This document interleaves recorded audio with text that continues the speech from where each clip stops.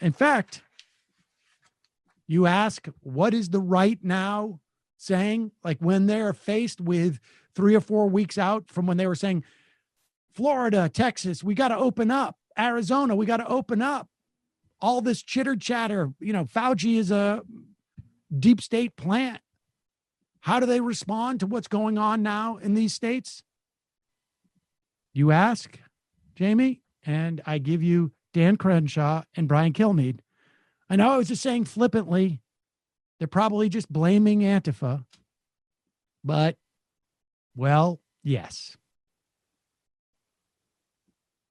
But we're going to get through this. It's a virus without a vaccine, and we always knew this kind of thing would happen, especially when we had tens of thousands of people in the streets just a couple weeks ago. Okay, this should have surprised no one. Over 300 cities, 300 plus cities had some type of rioting, looting, protests happening. How do people not link those two? In fact, I've seen reports saying no proof that the riots in the streets and the protests led to the rise of coronavirus. You'd have to suspend logic to think that. Yeah, don't believe your lying eyes. Everybody wants to say it was a few people hanging out at bars that caused this. That's not true. Listen, Texas has been reopening since May 1st. Okay, we've been getting back to normalcy since May 1st, and everything was declining as a result. Cases were declining. This spikes happened after tens of thousands of people got together in close proximity. There's nothing wrong with saying that. That's just the truth, and we're just dealing with it now. It's not about blaming anybody. It's just about being honest with causes and effects. Yeah, about that. It is. Let's do, Brenda. Do we pull that CNN story of like 80 people at that Michigan restaurant? And this is like one of the big things that. See if you can find that. 80 people at a Michigan restaurant bar contracted COVID. It's now obviously that place is shutting down. Apparently they did not. Here it is. 85 people who visited a Michigan bar get COVID-19. This is from this weekend in Michigan. And I've seen images that show that these guys did not use proper spacing. But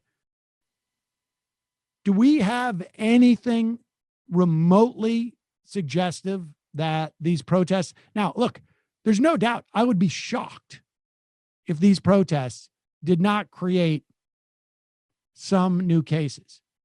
But for the most part, you had a lot of people wearing masks, and masks make a huge, huge difference. Yeah, and they were outside. Yeah. And they're outside. These are the two big things that like you can do to mitigate the transmission. The cops kettling them for hours didn't help those sorts of things. But yeah, and I also heard a story about this, about an exercise, a gym, and exposed like 120 people, because it seems to be like air conditioning seems to be a sort of highway for this stuff. Indoors, I think there is no coincidence that when New Yorkers were able to go outside more readily, or socialize outside, go do takeout, whatever it is, you saw the cases drop dramatically. Everybody's wearing masks, of course. And when folks in Arizona and Texas and Florida are forced inside because it's so hot out,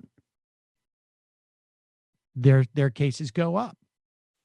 I mean, I think that's the dynamic, broadly speaking. And there are instances where that, there are other circumstances, but that is it. It's going to be interesting to see how they justify having an indoor convention in Houston with the ICU beds now like at capacity. Now, I imagine like having a high ceiling probably is very helpful.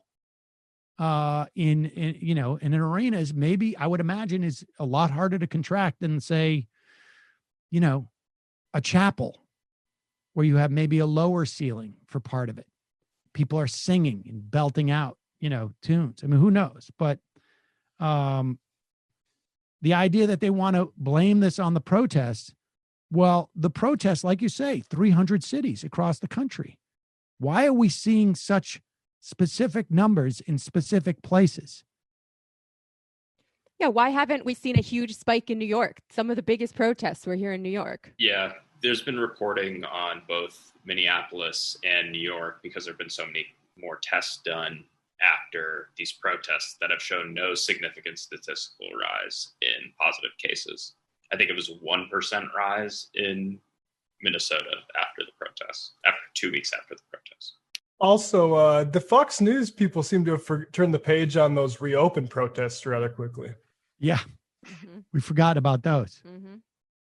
But they know that we're in an info war, right? And they can make their own data and their own people will believe them.